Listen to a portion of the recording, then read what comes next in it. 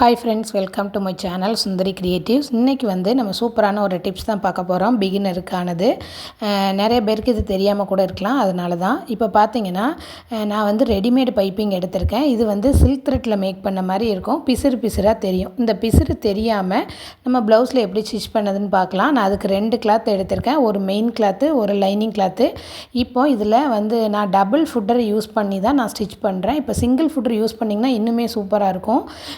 இந்த மாதிரி நல்ல கிளாத்து மேலே இந்த பைப்பிங் த்ரெட் ரெடிமேடு பைப்பிங்கை அப்படியே வச்சு மேக்ஸிமம் முடிஞ்ச அளவுக்கு அந்த பைப்பிங்கை ஒட்டியே ஸ்டிச் போட பாருங்கள். அந்த பைப்பிங் மேலே படாமல் அந்த பைப்பிங்கை தொட்ட மாதிரியே, சரிங்களா? பைப்பிங்கு கொஞ்சம் டபுள் ஃபுட்டரில் ஸ்டிச் பண்ணுறது கொஞ்சம் சிரமமாக இருக்கும். ஆனால் ஸ்டிச் பண்ணிட்டோன்னா கொஞ்சம் ஈஸியாக தான் இருக்குது. ஓகேவா? அந்த மாதிரி அதை தொட்டாலே நல்ல பக்கத்துக்கு, அதாவது இப்போ ப்ளவுஸ்னால் ப்ளவுஸோட மேலே வச்சு நீங்கள் ஸ்டிச் பண்ணணும். இந்த மாதிரி கொஞ்சமாக கேப் விடுங்க. நான் கொஞ்சம் தள்ளி சைடில் வரும்போது கொஞ்சம் தள்ளி ஸ்டிச் பண்ணிட்டேன். வேகமாக ஸ்டிச் பண்ணாதீங்க, கொஞ்சம் மெதுவாக ஸ்டிச் பண்ணிங்கன்னா கரெக்டாக வரும். இந்த மாதிரி ப்ளவுஸோட நல்ல பக்கத்துக்கு மேலே வச்சு இப்போ ரெடிமேடு பைப்பிங்கை ஸ்டிச் பண்ணிடுங்க. ஓகேவா?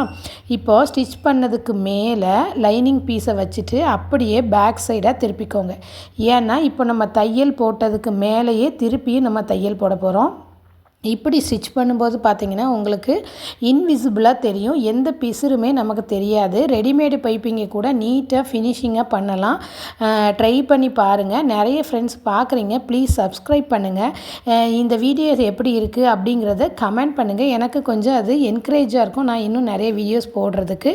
அதனால தான். ஓகேவா? இப்போ நம்ம அந்த நல்ல பக்கத்துக்கு மேலே லைனிங்கை வச்சு அடித்து திருப்பணும் பார்த்திங்களா?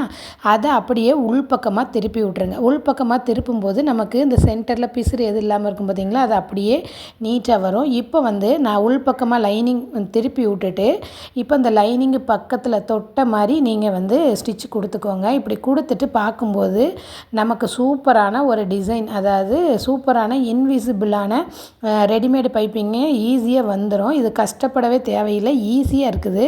ட்ரை பண்ணி பாருங்கள். இப்போ பார்த்திங்கன்னா பின்பக்கமும் நீட்டாக இருக்குது, நமக்கு முன்பக்கமும் நீட்டாக இருக்குது.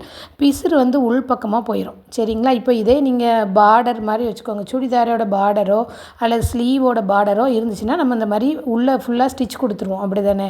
அப்படி கொடுக்கும்போது நமக்கு அது நீட் ஃபினிஷிங்காக இருக்கும். பார்க்குற ஃப்ரெண்ட்ஸ் சப்ஸ்கிரைப் பண்ணுங்கள், கமெண்ட் பண்ணுங்கள். ஏன்னா நீங்கள் கமெண்ட் பண்ண தான் ஒவ்வொரு வீடியோஸ் என்கரேஜ்மெண்ட்டாக போடுறதுக்கு யூஸாக இருக்கும். தேங்க்யூ. கீப் வாட்சிங், கீப் சப்போர்ட்டிங். தேங்க்யூ.